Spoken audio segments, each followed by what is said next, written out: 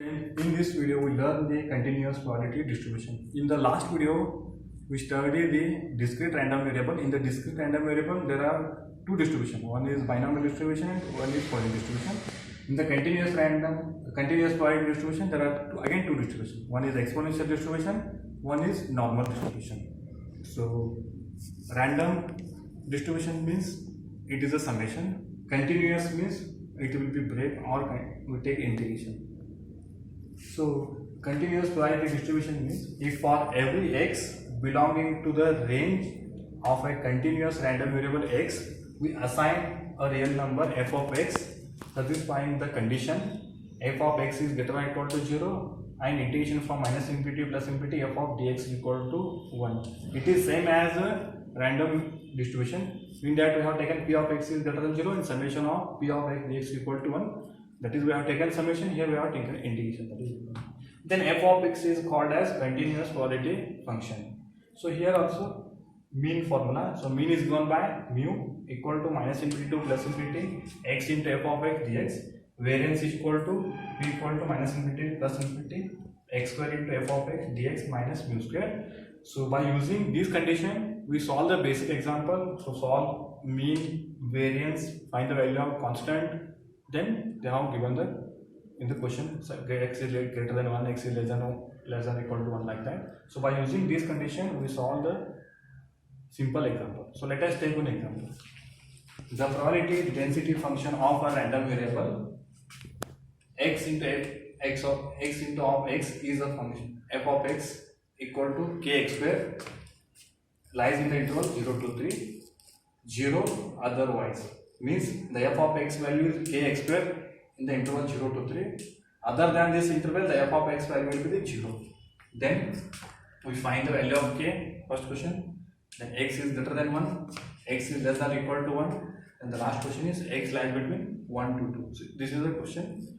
So already you have solved the last video, that is in the random variable, we find the value of k. Then mean, variance and p of x is greater than 1. Here it is a continuous.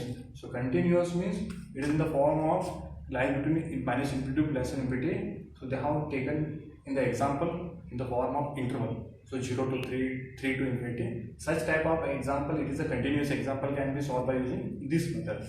So condition for the probability density function is, for this already we know, that is the f of x is greater than 0 means k value is greater than 0 and integration from minus infinity to plus infinity f of dx is equal to 1. By using this condition, we solve the example. So here k is positive, not negative. Then to find the value of k, we use this condition, minus infinity to plus infinity f of x dx is equal to 1. To find the value of k, we use this formula, minus infinity to plus infinity f of x dx. But here f of x lies in the interval 0 to 3. So integration from 0 to 3, kx square dx is equal to 1. Then let us integrate x square with respect to x. We get k is constant, x cube by 3, then the interval is 0 to 3 equal to 1. Then put upper limit and lower limit, then we simplify.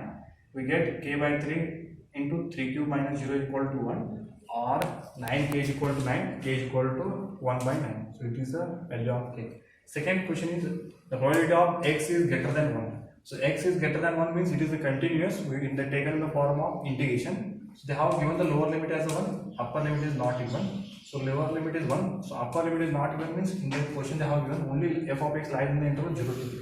So upper limit is 3, lower limit is 0. So take upper limit as a 3, lower limit is they have given 1 to 3. Then f of x is kx square dx.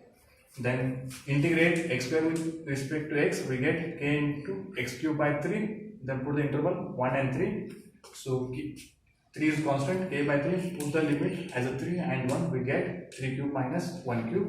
We know the value of k, put the value of k and simplify, we get 26 by 27, or by simplifying we get 26 by 3 into k and put the value of k, that is k equal to 1 by 9, so 9 to 3 is 27, so 26 by 27. The probability of x is greater than 1 is 26 by 27. Then the third question is, the probability of x is less than or equal to 1. Means they have given the upper limit as a 1, they have not given the lower limit. From the definition, we take the lower limit as a 0.